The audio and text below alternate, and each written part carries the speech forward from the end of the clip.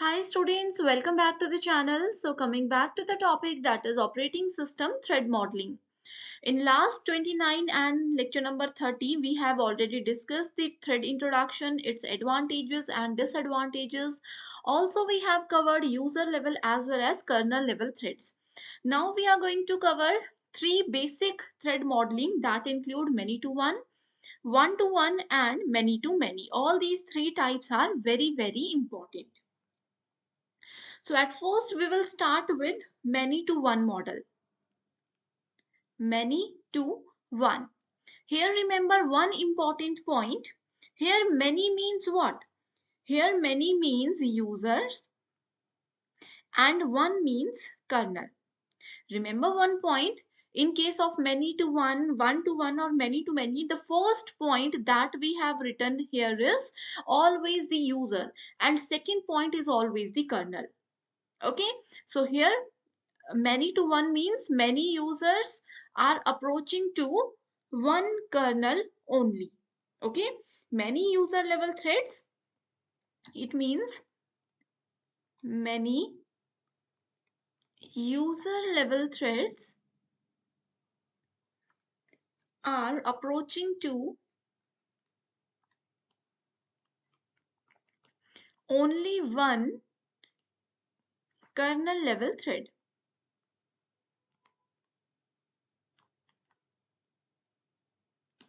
Okay, so in this type of model, thread management is done by the thread library where in the user space. Okay, so thread management is done here by thread library in user space. So it is efficient, but the entire process will be blocked if a thread makes the blocking system call. So next lecture we will discuss the system calls. That is one of the most important term in operating system. So let's take an example here.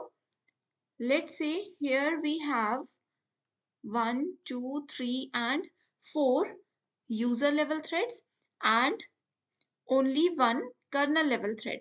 So here all the user level threads are directly linked at a particular point and all together directly want to connect with the one kernel level thread. So this is user level 1, user 2, 3, 4 and this is the kernel level thread.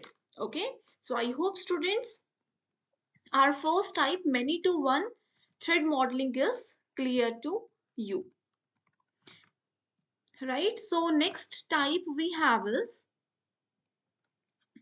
next is one to one model. One to one thread model. Okay, so here one user is approaching to one kernel. Okay, so in case of one to one model, we have so many users, user level threads, and we have so many kernel level threads at the same time. Let's take an example for this. So this is, let's say, user level thread 1, 2, 3 and 4. One user level thread is approaching to only one kernel level thread. This is user level thread 1 and this is kernel level thread 1. Okay, so one user level thread is directly approaching to only one kernel level thread. Similarly, second one is approaching to second kernel level thread. Third is approaching to third kernel level thread. Similarly, fourth and so on. Okay, it creates a separate kernel thread to handle each user threads. Here, kernel level threads are basically used to handle a single user level thread. In this type of modeling, there is no chance of blocking because यहाँ पर हर user के पास अपना ही colonel है और हर colonel के पास अपना एक user है. सो यहाँ पर ब्लॉकिंग का कोई भी चांस नहीं रहता. And in this case we have so many kernel and user level threads, and जिस वजह से operating system पर load भी ज़्यादा होता है and processing here is slow. There is a load in operating system and processing of data or processing of files will be slowed down. Okay, in this type of model, this is very important statement, note it down. In this type of model, thread control block को maintain रखना बहुत important होता है, because multiple kernel level threads are there. That's why thread control blocks management is compulsory here. Okay, is mandatory here, you can write. So these two types are very important. Now let's just move to the third type, many to many model. Okay, so this is many to many thread modeling. So here number of kernel threads, number of kernel threads is always less than or equals to the user threads. As I have discussed, as I have told you earlier, first will always be your user and second one is always be your kernel level thread. Okay, so let's take an example. This is the compulsory condition. Okay, this is the compulsory condition in case of many to many thread modeling. So here let's say we have 1, 2, 3 and 4 user levels.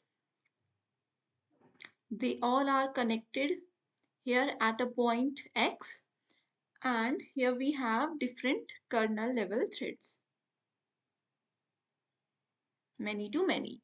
Number of kernel is always less than, but here I have written 4 kernel and 4 user. So this particular diagram is wrong. We have to create number of kernels less. Okay, so for this we just need to add 1, 2 or more user level threads. Okay, so all these are user level threads and these are the your kernel level threads. So you can see number of kernel threads are always less than or equal to user level threads. So this is the compulsory condition in this statement, in this situation. Okay, now next point is user have no restrictions on the number of threads created.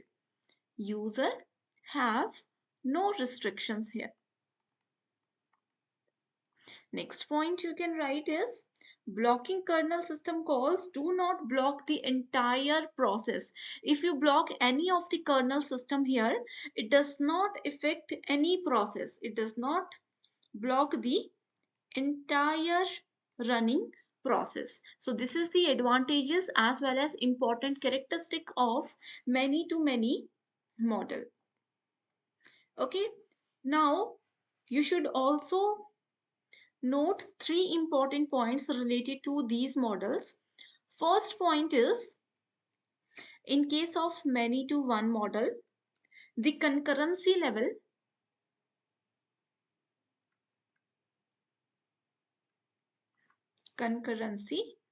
okay, so in case of many to one model, the concurrency level is lowest. In case of one to one model, concurrency is medium, and in case of many to many, concurrency is highest. Okay, in case of many to many model, इसमें ऐसे काम होता है, क्या scheme होती है? So basically in case of many to many model, we always use multiplexing scheduling. It always use multiplexing scheduling and इसमें concurrency भी हमेशा highest होती है. So all these points that we have discussed in this video all are very important for your examination. So I hope everything is clear to you. And students, if you forgot to watch previous two lectures, lecture number 29 and lecture number 30, that all are based upon the threads introduction and different types of threads, so you can check the description box. I have already added the link there. If you have any doubt, you can comment below. I will definitely help you. So thanks for watching the session.